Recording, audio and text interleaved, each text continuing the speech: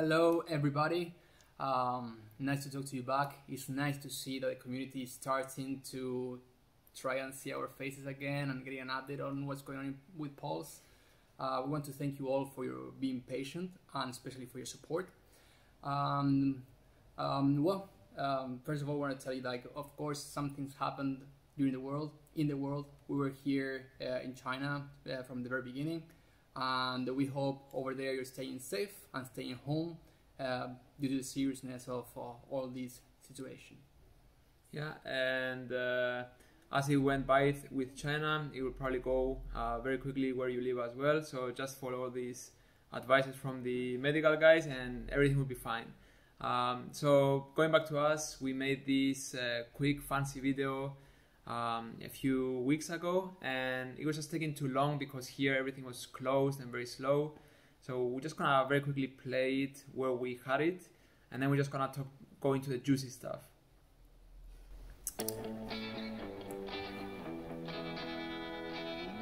Hey guys, we're in China and we're here to do Pulse. Look at how it was before. Thank you all for backing us. Join our journey. We'll try not to die from the virus. We are didn't ready die. for everything. It's not that bad. I don't know if it's that bad, but he will die first. You will still die first.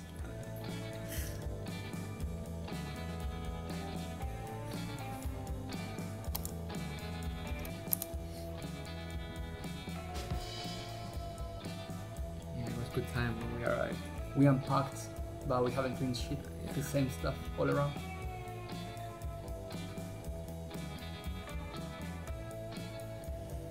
Alright. So anyways, on to the update. Yeah, that video was when we didn't really take anything that serious. We were just here. We thought it was just gonna be a China thing, but look where we are now. Anyways, on to the more juicy stuff. So right now we're mostly focusing our efforts into Pulse and Terra, our soil sensor.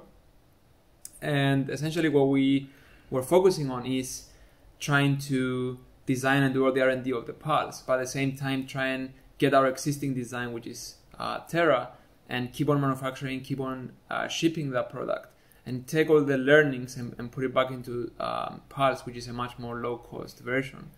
So a lot of the issues that we have with Pulse is we've been having some issues with the waterproofing. So we've been working on the CAD, trying to do all the changes and test them, 3D print them, and we were trying to figure out how the sliding module, for example, will work, and how it will have a radial O-ring or something.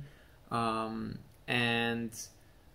another problem that we had was figuring out how the mounting of the Pulse will work, right? We wanted to work in an indoor environment, in a home environment, but also work in a very rugged, in a very industrial environment. So obviously one has to be more sexy and more slim, and one has to be very reliable and very robust. And not only industrial, right? It's also you need a pole under a tree. There are so many case scenarios, even if you want to make it on an angle. So we are checking all that out. We are also being in touch with injection molding factories, our previous injection molding factories, which we've been already checking DFM decisions to make the molds as efficient as possible. So once again, taking all those learnings from Terra into this one to make it a much more cost-effective and faster to manufacture as well. Yeah, so from the other side, software and electronics, we are currently working on all of that, and we will let you know on how that is going. And in the meantime, while everything was closed here in China, we didn't, in the beginning especially, we didn't have any workers and all the factories were closed. So most of our development was done, on our machines without really being able to get parts and measure them and test them. But in the meantime, we also had to assemble everything ourselves and ship the existing orders that we have with Pulse. Exactly. With Terra. Exactly, and one of the main issues was that we had some orders to make with Terra. We didn't have any workers to help us out on that. So we ended up doing all of that manufacturing ourselves, which took a whole bunch of time. But we also took it as a learning experience, because once again, even though we did every single revision of it and everything, once you do many of them, you start seeing the inefficiencies and how to improve it. So once again, trying to take all those learnings into Pulse to make them more efficient. Yeah, exactly. So we definitely all these previous months we've been trying to optimize a little bit our production, as Nawal said. And we are in a stage that, okay, when we see something that works very well, we bring it back to Pulse, and that we think is what's going to make it more affordable and much more easy to manufacture, and it's just going to be overall a much better product. But we won't be able to do that until we get more feedback from you guys. What's your use cases? What would you like to have? What would you love to have?